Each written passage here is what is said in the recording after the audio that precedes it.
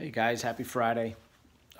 Just before Sunday's seminar, which is going to be on emotional stress, I wanted to give a little bit of a preamble to a topic that I've really thought a lot about because it really relates a lot to the topic on Sunday, as well as something for you to consider if you're on the fence about coming or not.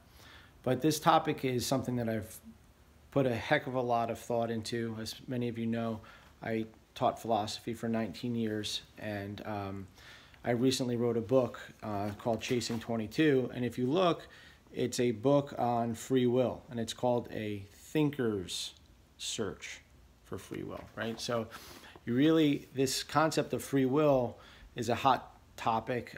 It's a very emotionally charged topic.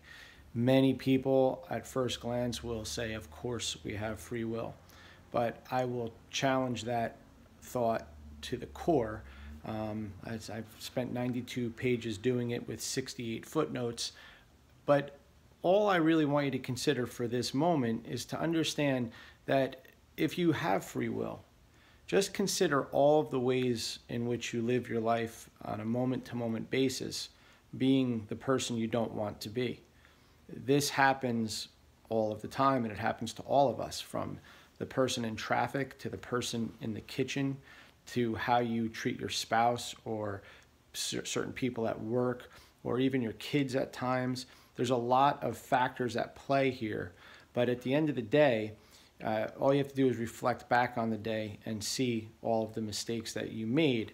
And obviously in the UTC, we're going to focus mostly on exercise and nutrition, but it is a behaviorally based process. At the root of it all, it's a behaviorally based process. And understanding how stress works, how the stress pathways work, how genes work, all of these things will be addressed on Sunday. And like I said, the understanding the why and the how is absolutely necessary before there's any sense of urgency to addressing it. So I encourage you to come Sunday, listen to what's being said, understand how things are actually operating in your body, what stress hormones will do and are doing to your body, and not just in terms of losing weight, but to your brain, to your decision making, to your behavior. And then the following week, we're actually going to talk about interventions to make this happen, to create real headway. It's very important because on Sunday, I'm going to give some very specific examples in my own life and in other people's lives that I've interacted with. But at the end of the day, just ask yourself, if you're going to change, right, how's it going to happen? It's not going to happen by just constantly doing the same thing you do every day. It's going to happen through information. It's going to happen through conversation.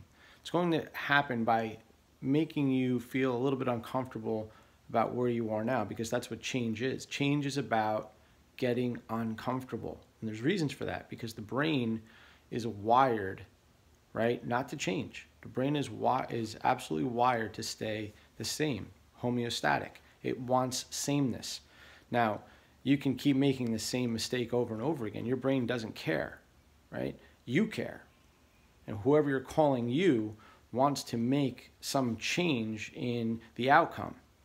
And there's a way to do that, but you have to know how the brain works. You have to know how biology works. And at the end of the day, that's why we run seminars. We run seminars to give you the best possible opportunity to get information, to put forward your best self each day in health and wellness and nutrition. So I look forward to seeing you guys on Sunday. Have a great day.